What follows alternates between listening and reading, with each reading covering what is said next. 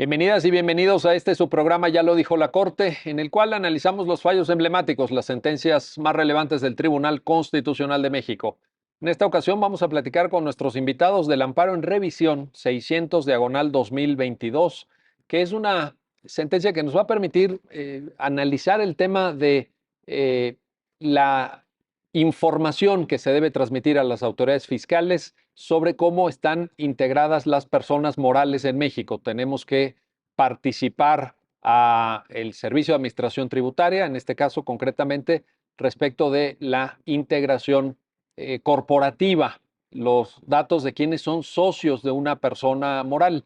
Esto fue cuestionado en cuanto a su validez normativa y llegó el caso a conocimiento de la Suprema Corte, como nos lo van a detallar y a platicar nuestros invitados. Para conocer el alcance de esta sentencia, le doy la bienvenida al programa a Ana Cristina Pérez Marín. Ana Cristina, Bueno, bienvenida. gracias, buenos días. Un gusto recibirte en Ya lo dijo la Corte. Gracias. Y también a Carlos Araiza. Carlos, bienvenido a Ya lo dijo la Corte. Gracias, Miguel. ¿Qué tal? Muy bueno.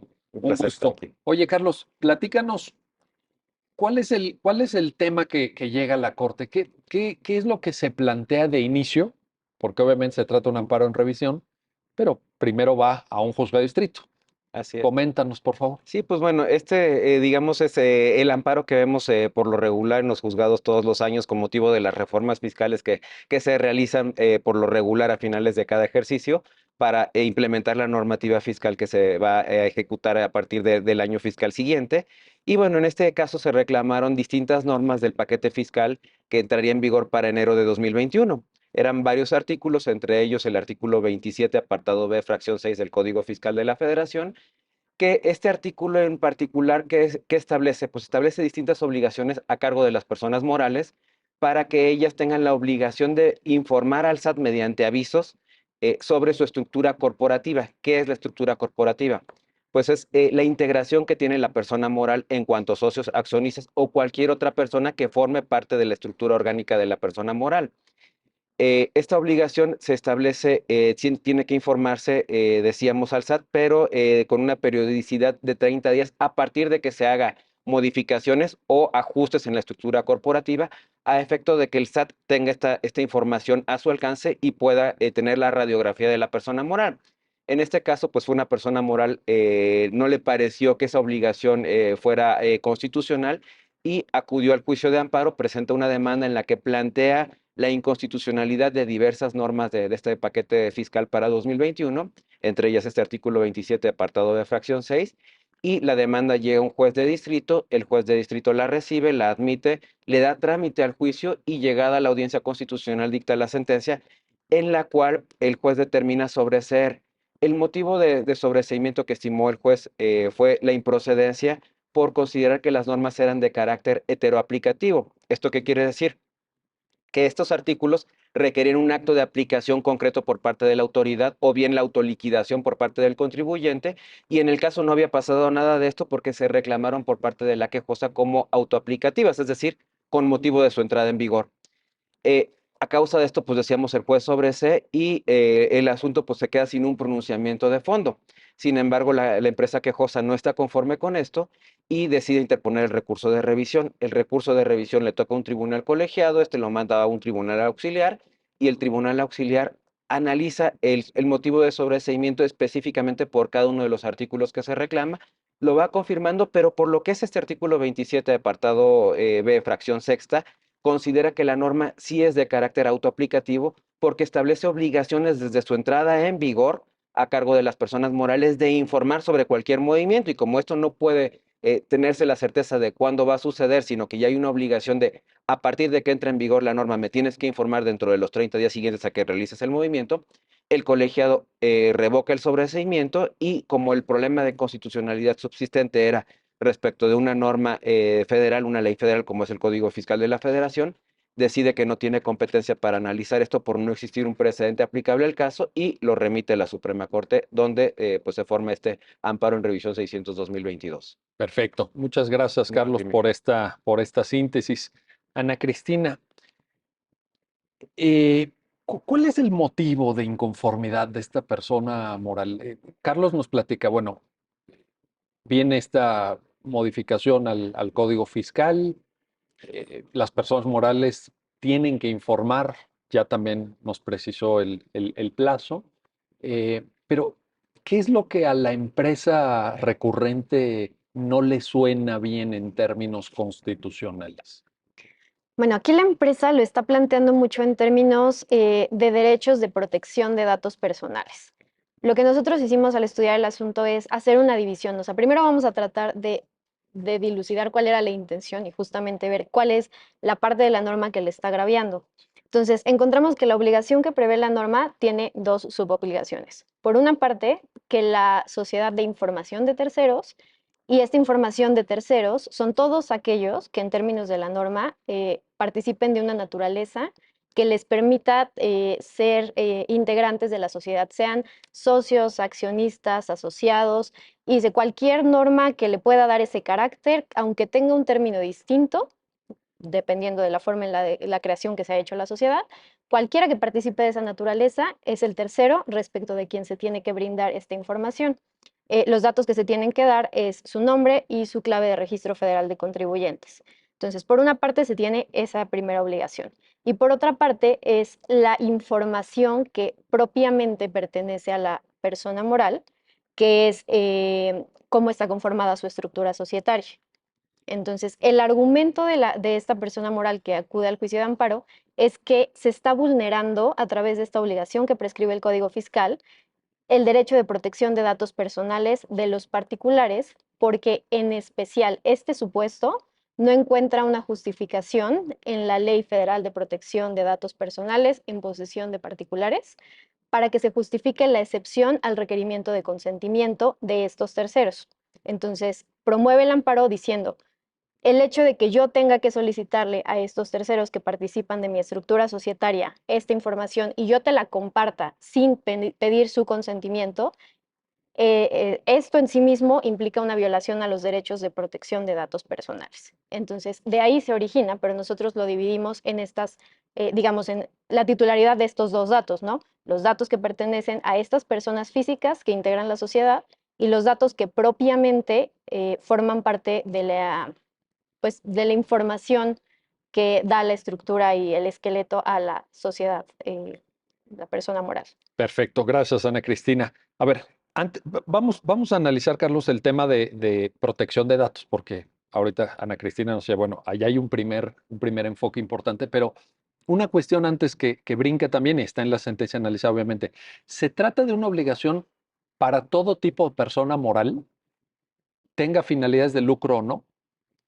Bueno, la norma en principio establece la obligación para las personas morales. Obviamente, en materia fiscal debemos tener en cuenta que las personas que no tienen fines de lucro tienen una regulación especial dentro de la legislación fiscal y podrían a lo mejor estar exentas de esto, pero la norma, hasta donde recuerdo el contenido, sí está enfocado a personas morales En indistintamente. general, ¿verdad? Así Es que es. ahorita que decía, y la sentencia también lo apunta ahorita que decía Ana Cristina, por ejemplo, esta figura del patrono, que está en muchas fundaciones, asociaciones civiles, etcétera, que no están tan enfocadas como una sociedad anónima, sociedad anónima de capital variable, sociedad anónima de responsabilidad limitada, etcétera, y en donde alguien podría decir, oye, yo formo parte de esto, pues porque me interesa la filantropía, porque me interesa, pues, hacer contribuciones sociales, etcétera, pero ya me metieron en el mismo cajón que el resto de personas morales y pues ya existe el deber de participarle al SAT de esta información. Claro. La norma no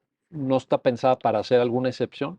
A ver, este es un tema que me parece sumamente interesante porque de entrada, analizando, y eso es lo que analiza la sentencia también, analizando la finalidad con el que el legislador expide la norma, pues lo vamos a ver. Se busca evitar o tener cierto margen para que la autoridad fiscal pueda identificar a las empresas factureras. Obviamente esto implica el fin de lucro. La empresa facturera busca un fin de lucro, Correcto. un beneficio fiscal que no está previsto en la ley, que no se reconoce legítimamente, pero la obtención de beneficios mediante simulaciones de operaciones, ¿no? En el caso de las personas morales que no tienen fines de lucro, pues precisamente esta ausencia de lucro podría llevar a decir, oye, esta obligación no me resulta aplicable porque no está dirigida para este tipo de sociedades. Sin embargo, pues como la norma establece la obligación a cargo de las personas morales que están sujetas al régimen fiscal, pues podría a lo mejor haberse planteado también un tema de desigualdad o de igualdad indebida por estar dando el mismo trato a personas morales que no se encuentran en supuestos análogos. Aunque aquí también, por ejemplo, recuerdo ya hay algún criterio en el que la segunda sala analizó el fin de lucro, por ejemplo, de asociaciones civiles que se dedican a educación y dijo, bueno, aunque no tienen propiamente un fin de lucro, al final del día sí realizan actividades comerciales.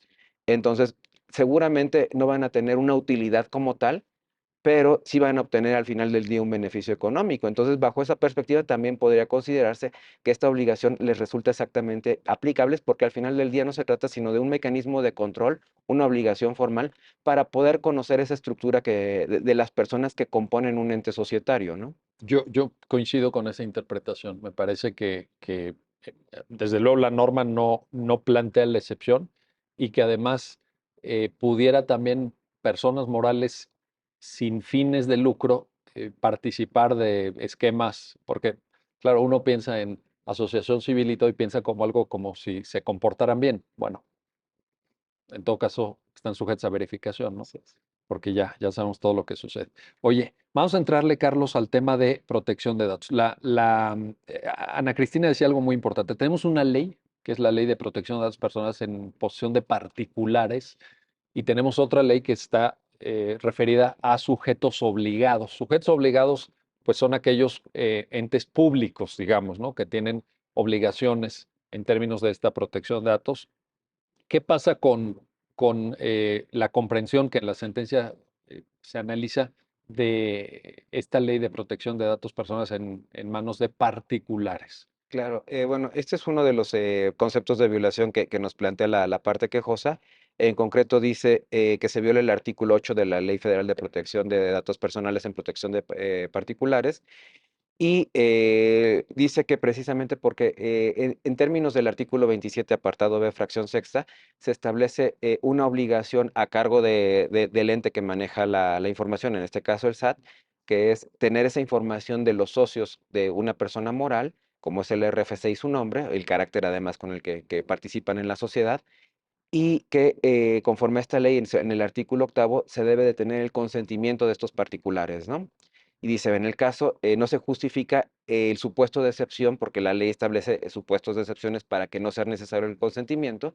Y dice, como no se actualiza el supuesto de excepción, entonces obliga a la autoridad a tener esta información que le dé un tercero, como la persona moral, y pues se contrapone al artículo octavo de esta ley. En el proyecto, bueno, de entrada se distingue, y esto ya lo mencionaba Ana Cristina, a ver, esta información no es información que te corresponda a ti, quejosa persona moral, porque esa información está referida a la protección de los datos de estas personas físicas.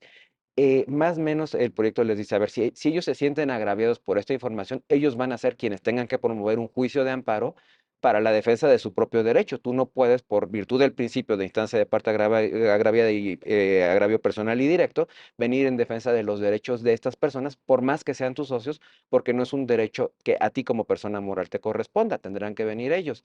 Sin embargo, se hace esta dicotomía y separación en donde se dice, bueno, esto es por lo que hace el derecho de ellos. Sin embargo, también se advierte que hay un derecho tuyo de informar quiénes integran esa persona moral y eso es lo que se va a analizar, pero con relación no a este artículo octavo de la Ley Federal de Protección de Datos Personales en posesión de particulares. En esta parte, entonces, la sentencia dice, mire, usted como persona moral, porque quien recurre es una empresa, Es una es empresa. una Así persona. es. Entonces, usted como persona moral no puede venir a argumentar que se está violando los datos personales porque usted no es titular de esos datos Exacto. personales. Tienen que venir quienes son titulares, Así es. que serían los afectados en ese supuesto, ¿verdad? Así es. Porque hay un tema en esto, Ana Cristina, regreso contigo. Hay un tema que en pues todo el análisis que hace la sentencia de datos personales, y siempre le recomendamos a quienes ven el programa que vayan a la sentencia, que la lean, porque pues es la fuente, ¿no? Finalmente, conocimiento. Aquí estamos glosando la sentencia, estamos comentando la sentencia, pero pues qué mejor que se asomen y lo vean. Está disponible en internet, obviamente, para quien la quiera consultar. Pero yo estoy seguro, Ana Cristina, que si nos hacen caso y revisan la sentencia, les va a llamar la atención esto. En datos personales es muy importante qué información recaban, es decir, cómo alguien nos pide información que tiene que ver con un dato personal nuestro, pero dos, que una vez recabado el dato, pues no ande circulando. Claro. Porque ese es el punto también. Muchas veces digo, y perdón, lo voy a poner con un ejemplo muy coloquial, muy doméstico si quieren, pero caramba, de repente nos llaman al celular y saben nuestro nombre. Oiga, fulanito tal, sí, ¿en qué puedo servirle? No, pues es que le venimos a ofrecer una tarjeta de crédito, le venimos a ofrecer no sé qué, le venimos a ofrecer este producto. Oigan, pero pues yo nunca me puse en contacto con este banco, con esta empresa, con esta institución financiera. ¿Cómo es que me están llamando? Tienen mi número de celular, tienen mi nombre, a lo mejor tienen alguna otra información. Entonces, ¿qué pasó ahí? Que alguien Claro. les pasó esta información. Esto no está disponible en internet. Bueno, como No regla, debería. habrá quien lo, No debería no, ser. o no debería, pero bueno, pero el chiste es que lo tiene. Entonces, yo te lo quiero preguntar, Ana Cristina, porque es objeto de análisis en la sentencia y creo que quienes te están escuchando y viendo pudieran estar interesados en saber, uno, bajo qué condiciones se recaba el dato, pero dos, cómo se transmite, porque ahí es donde creo que la empresa pudiera también tener sus dudas, ¿no? Efectivamente, el Código Fiscal está fijando la obligación de transmitir a una autoridad, pero la información que tiene la está trasladando. Cuéntanos. Sí, bueno, a ver, todo el marco de protección de datos personales viene de la Constitución, ¿no? Tenemos el artículo sexto, el artículo 16. En estos temas nos rige un principio de máxima publicidad de la información pública y en contraparte tiene que prevalecer todos los principios de protección de información personal. En este caso hay que distinguir no solo eso, si es información que sea personal o que sean datos sensibles.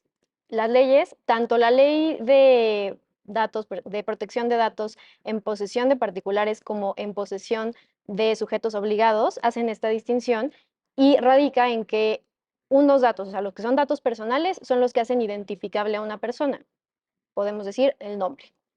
Por otra parte, los datos sensibles son todos aquellos que si se les hace un mal uso, si se hace un mal uso de ellos, pueden conllevar alguna discriminación, algún trato que sea desigual y demás. En el caso particular que se analiza en esta sentencia, no estamos hablando de datos sensibles, estamos hablando de datos personales. ¿Por qué? Porque el registro federal de contribuyentes en el que todos los que generan algún ingreso tienen que estar inscritos, se van a identificar a través del nombre y en la clave del RFC. La clave del RFC es importante porque nos hace propiamente identificables, aunque suene reiterativo, porque la homoclave nos evita todas las homonimias y demás, ¿no? Entonces, eso es lo que permite al SAT Si identificarnos fuera el puro nombre, perfectamente. que de hecho se menciona, ¿verdad? Si fuera el Sí. puro nombre, Si fuera el puro nombre, probablemente, podrían generarse dudas. exacto, de quién es la persona de la que se está Ana hablando. Cristina Pérez Marín, y puede haber otra persona que se llame igual que tú. Y la hay. Y la Creo hay, que dos. la hay. Sí. Ya te has googleado, o cómo lo No, sabes. para trámites. Ah, ok. Y la hay. O Entonces, sea, a ti ya te consta esta sí, situación que ahorita estás comentando. sí. Bueno, fíjate, Entonces, en lo personal ya Ana Cristina tiene esa experiencia, fíjate. sí, entonces, eh, volviendo un poco al tema, la preocupación, claro que es, si yo le estoy dando mi información al querer adherirme a este pacto societario, no tienen que hacer mal uso de ella, y eso es cierto, pero también hay un montón de obligaciones que prevén las leyes respecto de qué manejo se puede dar esta obligación, y es ahí donde entramos a hablar de los avisos de privacidad, de cómo se puede hacer el tratamiento de datos, de los derechos de acceso, corrección, oposición y rectificación de datos, Los famosos eh, derechos ARCO, ¿verdad? todos los derechos, Arco, exacto. Y la obligación que tendría en su caso la sociedad de avisarle a los integrantes de esta persona moral qué tratamiento se va a hacer diferenciado o no. Eh, en el caso, como ya está interviniendo una entidad pública, que es el Servicio de Administración Tributaria, hay otras obligaciones adicionales. La información que se transmite de particulares a autoridades, aun cuando sea de terceros, genera en automático una obligación de confidencialidad dentro de la autoridad que la recibe. Y ahí vienen todas las obligaciones que parten de los sujetos obligados, que son estas entidades públicas y autoridades, y no tendría por qué tener un uso más allá de la finalidad para la que se están recabando estos datos. Y eso es un poco lo que tratamos de zanjar en este proyecto, o sea, de decir, si bien se está solicitando esta información, está protegida, no se va a hacer un uso más allá de la finalidad y por eso estamos analizando y desarrollando si se cumple una finalidad que fuera legítima para recabarlo y si es necesaria, digamos, si cumple con los principios al respecto. Entonces, si bien hay una preocupación de la persona moral en este sentido, y aunque se le dice que esa preocupación respecto de los terceros, que son particulares, son ellos mismos quienes tienen que reclamarla, bueno, se trata de mitigar un poquito esta preocupación bajo estas consideraciones. Ahora, respecto a la información que es propia de la sociedad, toda su constitución, eh, lo que hicimos fue llevar a cabo el análisis para ver si se cumplen estos principios y si su propia información, o sea, así como mi nombre o nuestro nombre, podría llegar a tener un mal uso si los datos que son propiamente de la sociedad también encuentran esta protección y si se encuentran dentro de este marco legal que regula toda esta materia. Correcto. A ver, Carlos, Ana Cristina nos está poniendo varios temas muy Sí. importantes en la mesa. Vamos viendo algunos de ellos. A ver, en primer lugar, creo que es importante, pues para tranquilidad de todos, la sentencia así lo considera y lo plasma, que la gente que te está escuchando, Carlos, sepa que estos datos que se transmiten al SAT quedan resguardados con carácter confidencial, porque también sabemos que hay información de carácter reservado. Hay información pública, hay información reservada, hay información confidencial. Pero aquí nos dice Ana Cristina, y por supuesto la sentencia así lo considera, que esto queda bajo la lógica de dato confidencial, que es aquel al que nunca se tiene acceso. No es que esté reservado por un periodo de tiempo, etcétera. ¿Por qué es importante esto? Bueno, porque precisamente eso le garantiza al particular cuyos datos se transmiten, en este caso de la persona moral al Servicio de Administración Tributaria, que esa información se va a utilizar única y exclusivamente para los fines para los cuales fue proporcionada. Y bueno, una de las preguntas que se hace la sentencia en cuanto a esto, porque es el planteamiento con el que llega la persona moral, dice, esto no tiene una finalidad. Y el desarrollo de la sentencia dice, a ver, no, un momento, aquí hay una finalidad. La finalidad de esta obligación que se te impone por virtud del artículo que se cuestiona es que precisamente el Servicio de Administración Tributaria cuente con información la cual pueda contraponer entre las investigaciones que realiza el propio SAT en ejercicio de sus facultades de comprobación en materia fiscal y la información que le presenta la empresa o la persona moral sobre quienes integran esa estructura. ¿Para efecto de qué? Decíamos al principio que la finalidad con la que el legislador emite esta norma es la de poder identificar empresas que se dedican a facturar, a realizar operaciones fiscales sin materialmente ejercerlas, sino nada más expedir los comprobantes para simular operaciones. Y recordemos que además eso está muy relacionado con temas de lavado de dinero.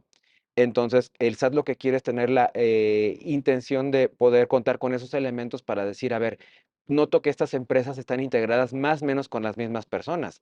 Y a partir de eso, pues poder iniciar las facultades de comprobación sobre esas personas morales para eventualmente ver si están realizando actividades irregulares y poder determinar las acciones que vayan a hacer, ya sean créditos fiscales o acciones de carácter penal. Pero esta información únicamente se va a utilizar para estos efectos fiscales, no se va a utilizar para ninguna otra cuestión adicional que no sea para estos efectos fiscales. Obviamente con esta dualidad de que puede tener un efecto fiscal propio, como sería la determinación de un crédito, o bien iniciar una averiguación previa con motivo de la comisión de un delito en materia fiscal, pero al final del día inmerso únicamente en materia fiscal. Esto no va a poder dar lugar a verificar algún otro tipo de obligación de carácter administrativo, por ejemplo. Oye, y mucho menos, Carlos, lo digo porque, bueno, pues todos lo hemos visto, que de pronto esta información salga a medios de comunicación. Claro. Eso sí, Sí, no, no, eso justo es la máxima garantía que puede tener el particular. Esto nada más se queda en posesión de la autoridad. Incluso si alguna otra autoridad llegara a requerir esto, no es tan fácil que se le pueda proporcionar. o sea, Ah, si a su vez una autoridad le pide al SAT, así es. No, porque esta información, precisamente por esta garantía de confidencialidad que se da, se evita que pueda suceder esa transmisión entre autoridades para otros efectos distintos. Si otra autoridad necesita esa información, imaginemos a lo mejor la alcaldía o el municipio Es quiere decir, permisos. un municipio para, sí, o verificaciones administrativas, en fin. Así es, esa autoridad va a tener que llegarse de su propia información para poder ejercer las acciones que en su ámbito de competencia estén, pero no va a poder utilizarla para efectos, apoyarse en la información que ya recabó otra autoridad para efectos de esto, porque esa información que tiene ya la autoridad es de carácter confidencial y precisamente se evita ese traslado y que pueda estar circulando entre autoridades y como dices tú, mucho menos entre particulares o medios de difusión públicos. No, a ver, ha pasado. Sí, bueno, No, no, sí. no estoy hablando de una eh, hipótesis eh, teórica, no es un Sí, en materia planteamiento, electoral lo hemos visto muy frecuente con la venta del padrón, ¿no? ¿verdad? Por Sí, ejemplo, y otras situaciones que de pronto dicen, no, pues esta sociedad está participada por fulano, mengano, perengano, etcétera. Bueno, pues, en fin, habrá que ver, ¿no? Esa información de dónde viene o cómo se recaba o cómo llega al medio de comunicación, pero partiendo de que, como dice la sentencia, atinadamente, es información que cuando llega al Servicio de Administración Tributaria adquiere la condición de dato confidencial, de información confidencial. Eh, y eso también supone, pues, un voto de confianza a la autoridad tributaria de que lo va a resguardar. O así sea, es. ¿a quién le estás participando la información? Bueno, alguien que tiene este deber legal, porque está establecido en ley también, ¿verdad? Así es. Sí, Participa de... sí, de hecho, esta obligación se replica tanto en la Ley Federal de Protección de Datos Personales en posesión de particulares como en la de sujetos obligados. Es una obligación que está tanto para los particulares que manejan información de terceros como para las entidades públicas que tienen esa misma información. Los principios al final del día también son los mismos porque la materia es en esencia la misma, la protección de datos personales, nada más con perfiles distintos, una encaminada a entes o autoridades que manejan esta información y la otra particulares que tienen acceso a esta información, que era lo que mencionaba Ana Cristina en Ti- cuanto a los avisos de confidencialidad, ¿no? Tiene mucho sentido lo que acabas de decir, Carlos, porque al final el titular del dato personal lo que quiere es esa protección. ¿Frente a quién? Frente a todos. Frente a particulares, sí. Si tú vas al dentista y te pide el RFC, te pide tu dirección fiscal o te pide, en fin, determinada información, o con un servicio de atención médica que pueden tener tu expediente clínico, pues tú quieres que eso esté protegido.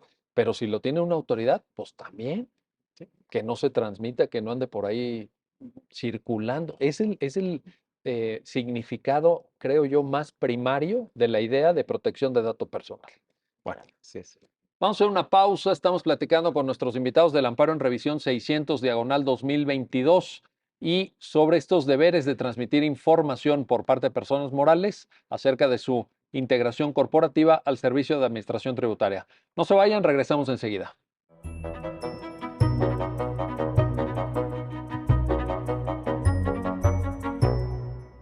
Ya estamos de vuelta, ya estamos de regreso en este su programa, ya lo dijo la Corte. Estamos platicando con nuestros invitados acerca de la sentencia que resuelve el amparo en revisión 600 diagonal 2022. Y como ya lo escucharon ustedes de voz precisamente de nuestros invitados, esta obligación que tienen las personas morales de transmitir información al Servicio de Administración Tributaria acerca de su estructura corporativa, específicamente el nombre y el Registro Federal de Contribuyentes de quienes integran la persona moral. Regreso contigo, Ana Cristina Pérez Marín, porque eh, en el tema de protección de datos personales hay, ya lo decíamos, dos cuestiones medulares, que son quién recaba y qué recaba, y el deber de resguardar esos datos para que no anden pues, por ahí circulando, esto que decía Carlos, ¿verdad? Que no aparezcan en manos de otras autoridades o con fines que no son propios de la razón que justificó en primer lugar que se acceda al dato. En ese sentido, te quiero plantear, Ana Cristina, que en el párrafo 54 de la sentencia la Corte establece un esquema de exigencia, creo yo, bastante claro y riguroso. La Corte se toma en serio la protección de datos porque dice que para efectos de la recopilación se tiene que justificar la existencia de una finalidad o necesidad que debe ser concreta, lícita, explícita y legítima. Estoy leyendo la sentencia. Pero además tiene que justificarse la existencia de un vínculo evidente entre la información a recabar y el objetivo a satisfacer con la obtención de esa información. Y añade este párrafo 54 entre paréntesis, proporcionalidad, necesidad o pertinencia. Entonces, lo que nos está señalando la Corte, Ana Cristina, en este párrafo, creo que es un nivel de exigencia muy sano, muy pertinente y que honra la decisión del Poder Reformado de la Constitución cuando incorpora en el sexto y en el 16 la protección de datos, de que esto no es cualquier cosa. Claro. Coméntanos, por favor. Sí, bueno, este análisis de los principios se hace a partir de los propios conceptos de violación que formula la empresa quejosa desde el juicio de amparo. Dentro de sus conceptos de violación, lo que la quejosa decía era que esta obligación que prevé el Código Fiscal no respete estos principios, aunque en su momento los conceptos de violación lo hace referido a la ley respecto de protección de datos eh, en posesión de particulares.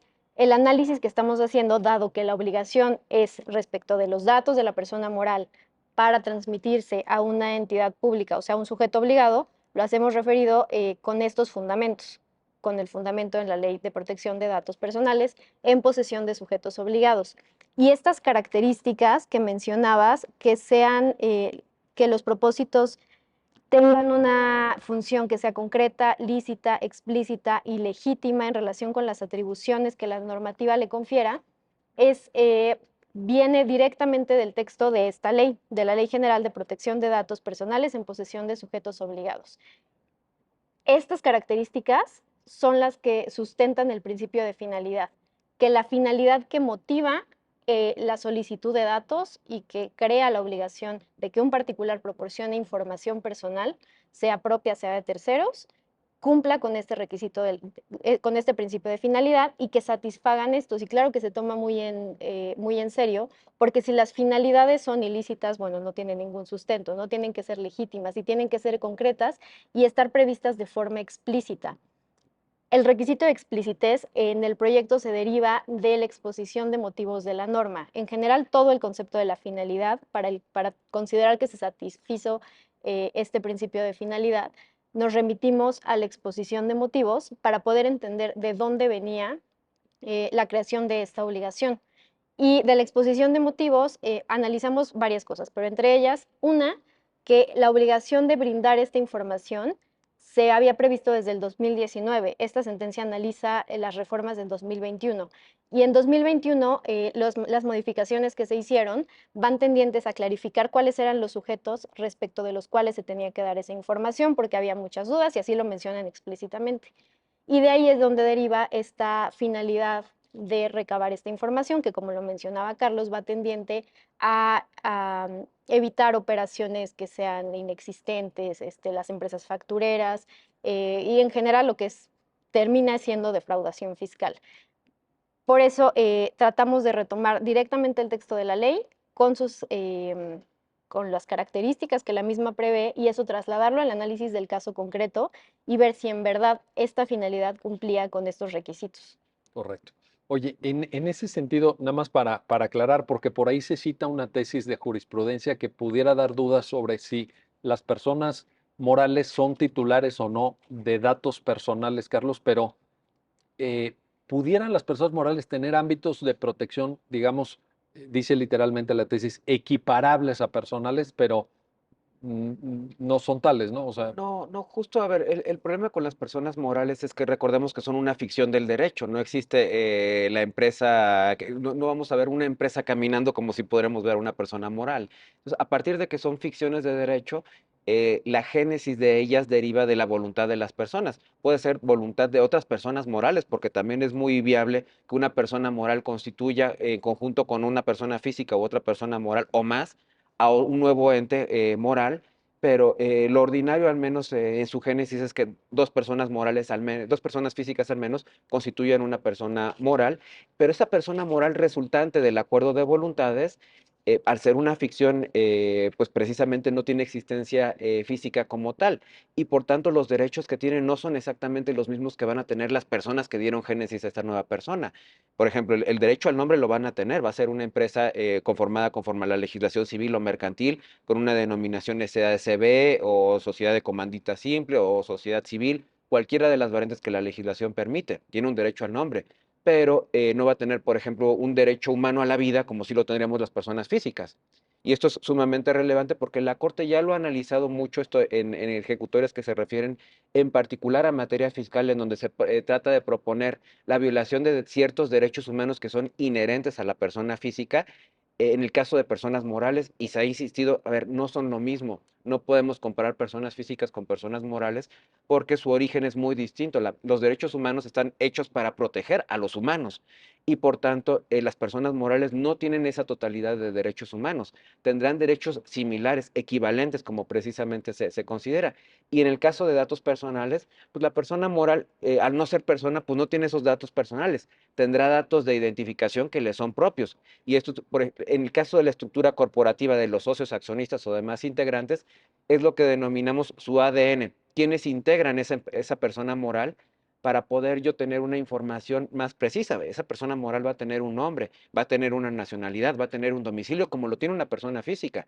Pero datos personales como tal no, va a tener datos de carácter económico, va a tener datos de carácter financiero, datos fiscales, pero datos personales propios no, porque esos datos personales derivan de las personas físicas que están detrás de ellas, de quien constituye su ADN. Perfecto. Oye, regreso contigo, Ana Cristina, para lo siguiente. En la sentencia hay una línea argumentativa, creo yo, bien interesante, que incluso llega al grado de que, pues por ahí se pone la imagen de un formato del SAT. Mm. Aquí lo tengo, precisamente en el párrafo 63 de la sentencia. Aquí hay pues una eh, imagen del formato y lo traigo a colación porque en la línea argumentativa que la sentencia nos ofrece, se repara, la Corte repara en el hecho de que se trata de una obligación, digamos, de baja intensidad, de bajo impacto, en el sentido que, como platicábamos, no requiere de la persona moral alguna actividad propia, gravosa, que le pudiera suponer una inversión de tiempo, de recursos, que fuera muy complejo de obtener la información, porque es información, decía Carlos, que ya se tiene, que la persona dice, a ver, pues tú sabes el nombre y tú sabes el RFC de tus accionistas. ¿Por qué es importante esto? Y quiero también subrayar, porque pues hay que reconocer lo que está bien también, que el formato que aquí consta en la sentencia del SAT respecto del cumplimiento de esta obligación parece bastante sencillo y está muy bien explicado. Está muy claro, están fijados los plazos, está fijado la forma de transmitir esto, cómo se tiene que operar desde que se entra al portal, a dónde tienes que dar clic, en qué momento pones la clave de acceso. O sea,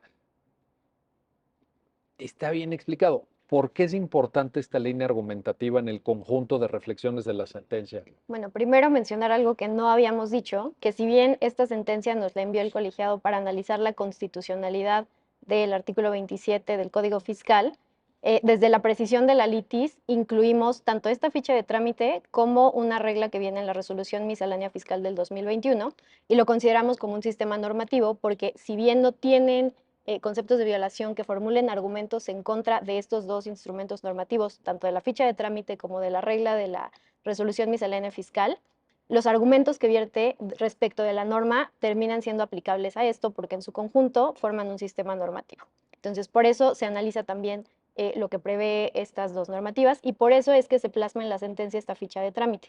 Esta ficha de trámite es el ejemplo de lo que en su momento las personas morales tienen que cumplir o los requisitos que digamos, aquí se está aterrizando la obligación del Código Fiscal de la Federación. Y sí, tal como dices, creo que es un formato bastante sencillo, que no implica, como lo dice la sentencia, una carga desproporcionada a las personas morales que haga que sea de difícil cumplimiento la obligación. O sea, simplemente es llenar la ficha, presentarla, y es un aviso informativo, no es una cuestión inquisitiva en donde se esté tratando de hablar de información más allá de la que podría llegar a tener el SAT para los fines que requiere, ¿no? Que es buscar el cumplimiento de obligaciones fiscales y buscar evitar prácticas indebidas en la materia. Correcto. Oye, en esto que mencionas, que además, por cierto, pues tiene gran relevancia en diversos planteamientos de amparo de la existencia de un sistema normativo.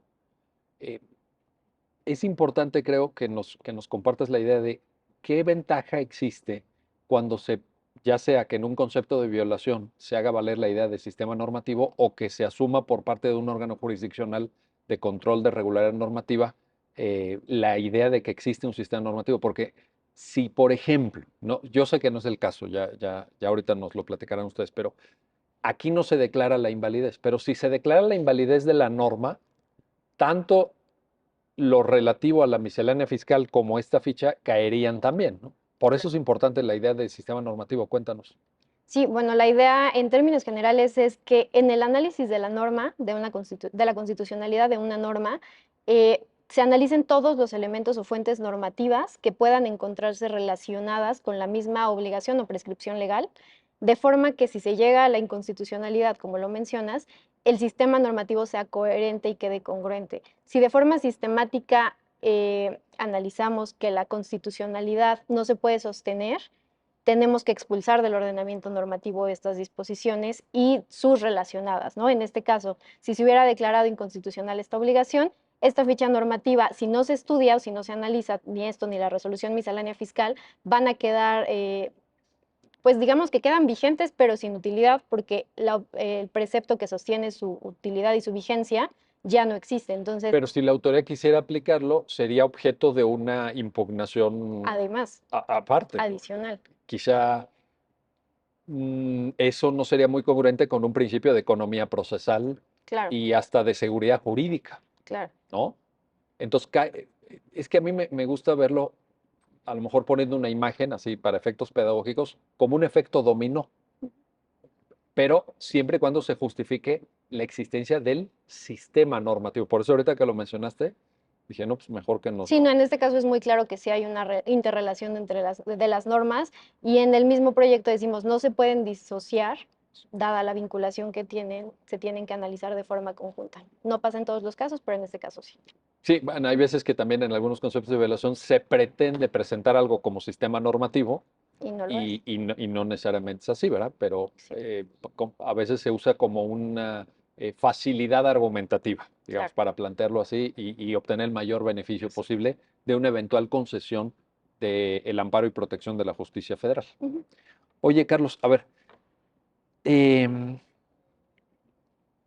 ¿hay alguna experiencia, no sé si lo saben y si podría ser posible comentarlo o analizar su utilidad, del derecho comparado en estos mismos términos? Porque eso es algo que en la sentencia no se menciona, pero cuando la estaba leyendo me preguntaba, oye, ¿esto mismo cómo funciona en otros países?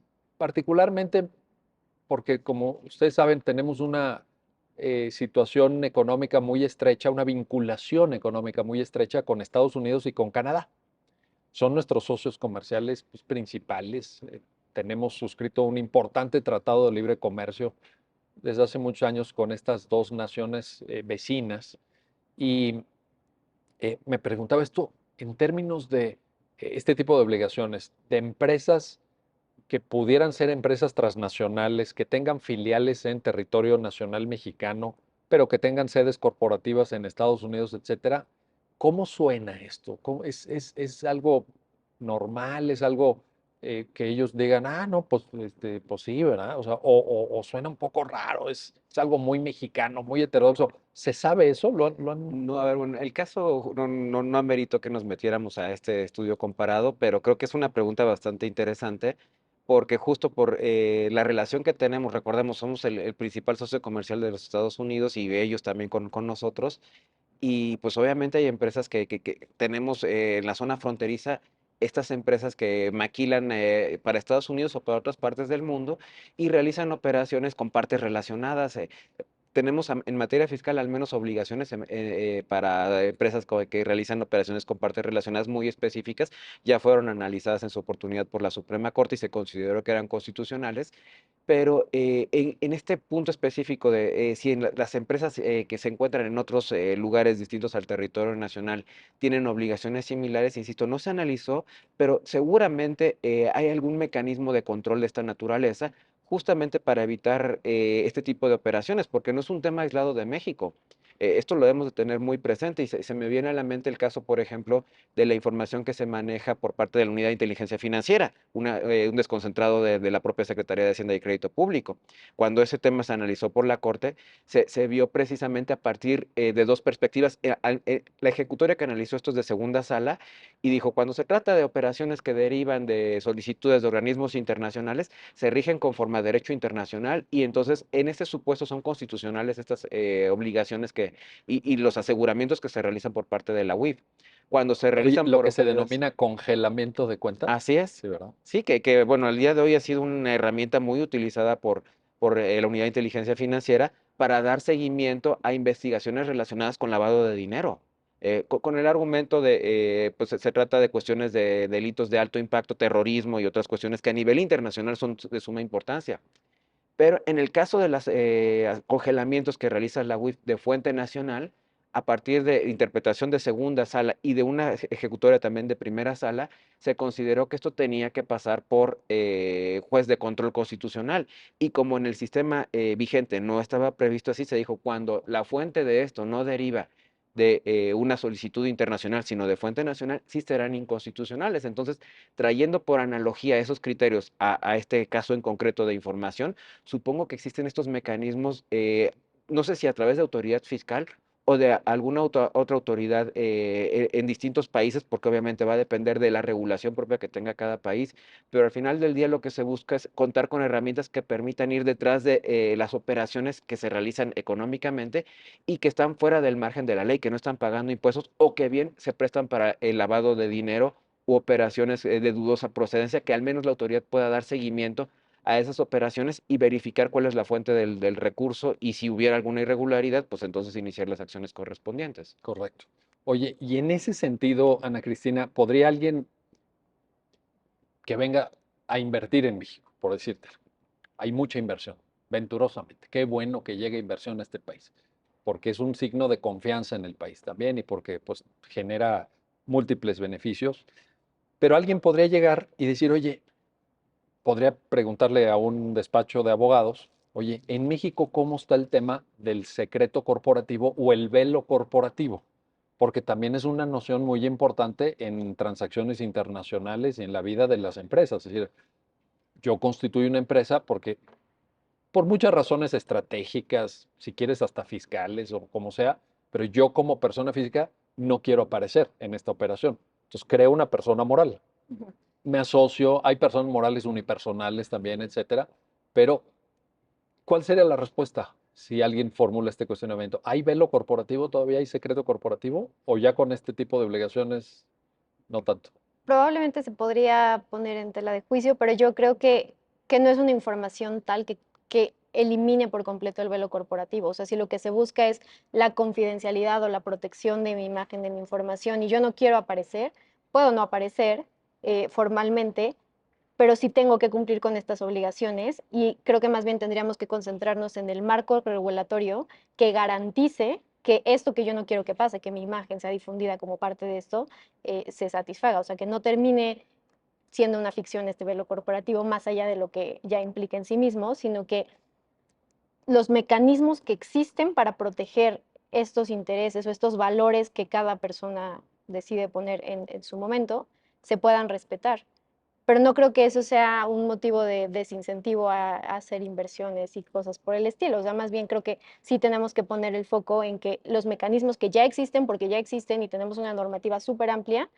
funcionen de la manera en la que tienen que funcionar y no pasen este tipo de accidentes como los que mencionabas, ¿no? Que se difunden en medios de comunicación, que se venden los padrones electorales, cosas que verdaderamente no tienen que pasar siempre y cuando se respeten las leyes en los términos en los que ya existen, que yo creo que en la materia son normas que son buenas, que son completas, que se pueden transversalizar y que contemplan muchos supuestos que podrían llevarnos a garantizar, si se cumplen, todos estos objetivos. Sí, aquí el punto es que obviamente cuando uno participa de, eh, digamos, estrategias de integración comercial, como pueden ser los tratados de libre comercio con naciones vecinas o con naciones que, pues, nos favorecen también en el tráfico mercantil y económico, pues a un nivel, creo yo, muy considerable, pues tiene que ser sensible a cómo se leerá desde el otro país, porque yo entiendo que en nuestros países socios comerciales Claro. sí tienen sociedades transparentes y no transparentes.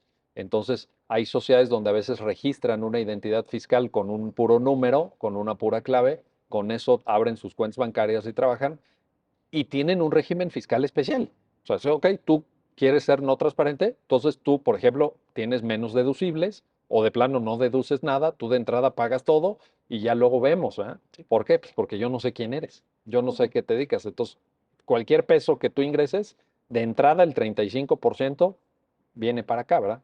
Y ya luego vemos qué deduces, luego vemos qué facturas te aceptamos, etcétera, pero sí existe la figura del velo corporativo, del decir, a ver, yo constituyo una persona jurídica porque yo no quiero salir, yo no quiero aparecer, yo no quiero que sepa nadie, ni el SAT.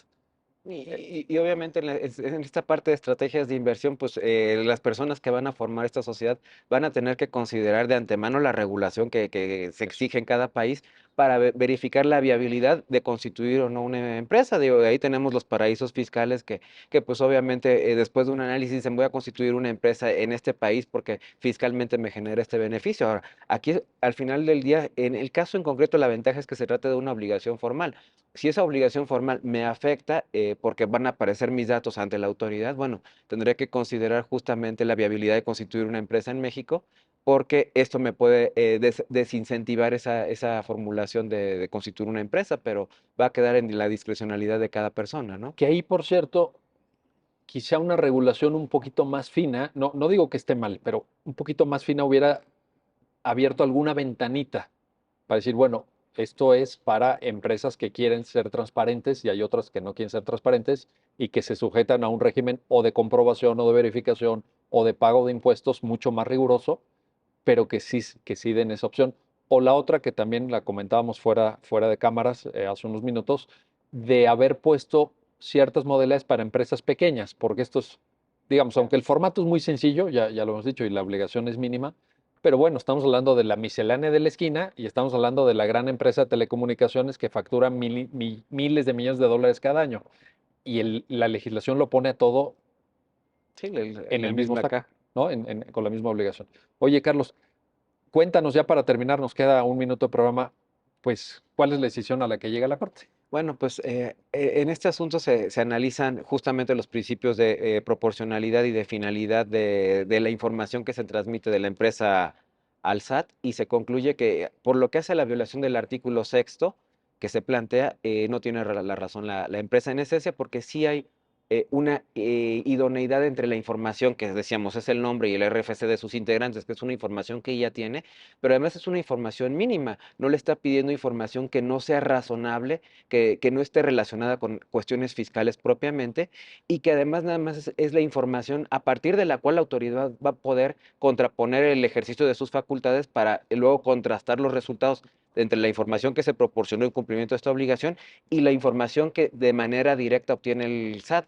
Y entonces se dice, bueno, a partir de esto, pues esta información resulta viable que se te solicite porque no es algo que esté fuera de lo razonable, de lo lógico, y se considera en esencia que esta obligación es constitucional, de ahí que se niega el amparo. Digo, al margen de que había otros tres planteamientos que pues en realidad se califican inoperantes porque no había argumentos mínimos, porque se trataban de cuestiones de legalidad, pero en la decisión importante que era el tema de constitucionalidad por violación del artículo sexto, se considera que al final la norma cumple con los principios de proporcionalidad y de finalidad que establece la misma ley, ¿no?